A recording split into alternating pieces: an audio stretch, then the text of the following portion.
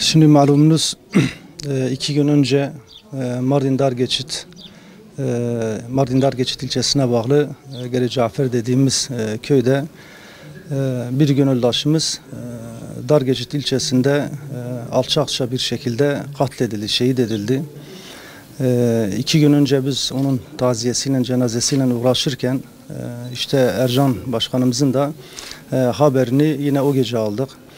Fakat bu cenazelerle uğraştığımızdan dolayı dün de yine Mardin Dargeçit'e gitmişiz cenazeyi defin etmek için. Buraya gelemedik. Bugün kısmet oldu. Yani en azından işte ailesine bir geçmiş olsun diyelim. Bizler bütün varlığımızdan, her şeyimizle bütün Müslümanlara, kim olursa olsun bütün Müslümanlara feda edeceğimizi, ailesinin iyi bilmesi gerektiğini burada bir daha açıklayalım, söyleyelim. Yani elimizden gelen her türlü desteği sunmaya çalışacağız tabii ki. Ha Ercan kardeşimizin götürülmesi, ha bizim götürülmemiz arada hiçbir fark yoktur. Fakat bunu götüren zihniyet şunu çok iyi bilmelidir. Tehditle, adam kaçırmayla, katletmekle, tuzaklar kurarak veya halkın evlerine bomba atarak, molotof atarak halkımızı asla ve kata hiçbir şekilde sindiremeyeceklerdir. Çünkü bu halk Kemalist faşizme nasıl ki mezar olduysa, yani Kemalizmi bir asra yakındır yapmış olduğu baskıları kabul etmediğinden dolayı etmediği gibi bundan sonra Marksizmin yapacağı, Leninist düşüncenin yapacağı faşist uygulamaları da kabul etmeyecektir.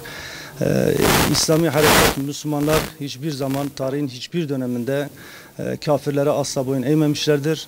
Bundan sonra da eğmeyeceğiz.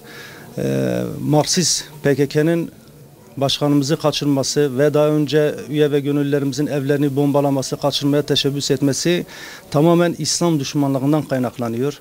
Yani yoksa başka herhangi bir sebebi yoktur.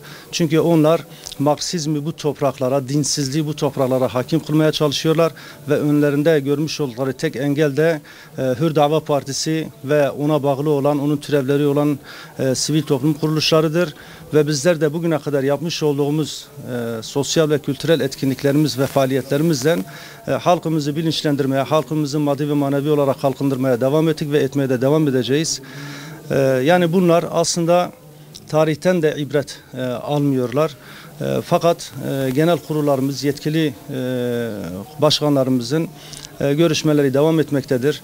Biz elbette ki bununla ilgili olarak genel başkanlık düzeyinde hem 2 gün önce hem dün hem de bugün farklı yerlerde gerekli açıklamaları yaptık. Bir daha onları tekrarlamaya gerek yoktur. Fakat şunu söyleme gerekirse bu kardeşimizin kılına zarar gelirse inanın çıkacak olan sonuçların altında ne BDP kalır, ne BDP'nin yetkilileri kalır, ne belediye başkanları kalır, ne ilçe başkanları kalır. Hiç kimse bunun hesabını veremez. Bundan dolayı halkımızın sabrını test etmesinler ki daha önce test etmişlerdi, karşılığını görmüşlerdi. Bundan dolayı bu halka artık baskı uygulamak ve bu halkın acı çekmesinin önüne geçmek gerekiyor.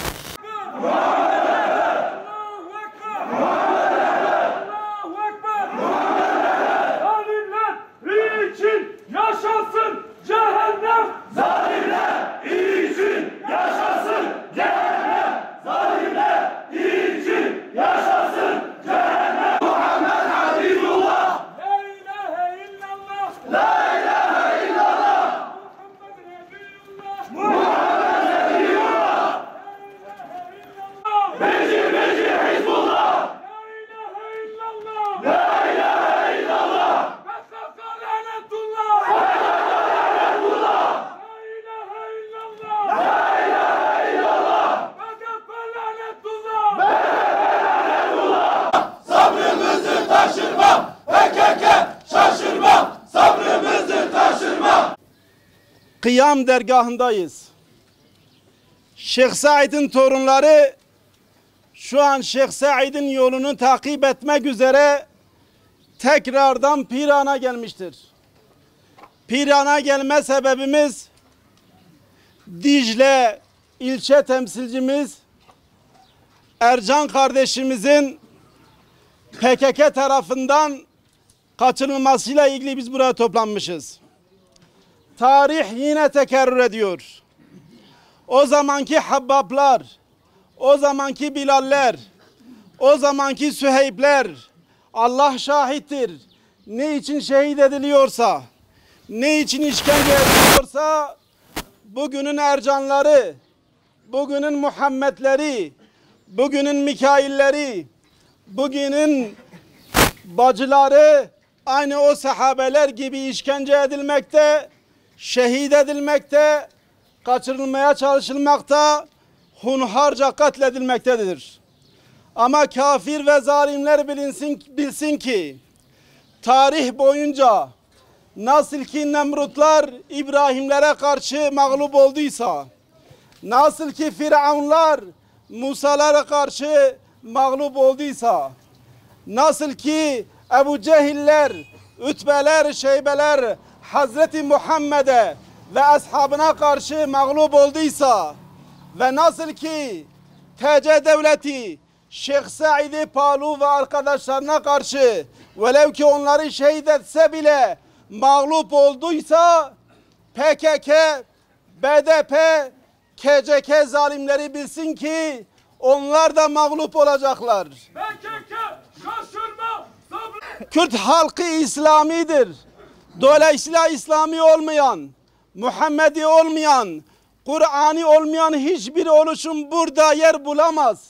Kürt halkı bunu görmekte ve dolayısıyla buradan sesleniyoruz. Ercan kardeşimizi derhal bırakın. Başkanımız da beyan etti. Bunun sorumlusu siz olacaksınız. Başkanlarına sesleniyorum. Milletvekillerine sesleniyoruz. Müteahhitlerine sesleniyoruz. Bu büyük bir sorumluluktur. Bu sorumluluğun altında kalkamazsınız. Tarih bir daha tekerrür etmesin istiyorsanız derhal ivedi bir şekilde yapmış olduğunuz bu zulümlere son verin. Yapmış olduğunuz bu katliamlara son verin. Yapmış olduğunuz bu kaçırma faaliyetlerine son verin. Zira Müslüman halk sizi affetmez ve affetmeyecektir. Ama yakın zamanda inşallah Ercan kardeşimizi ziyaret etmek üzere tekrardan geleceğiz. Gazasını mübarek edeceğiz.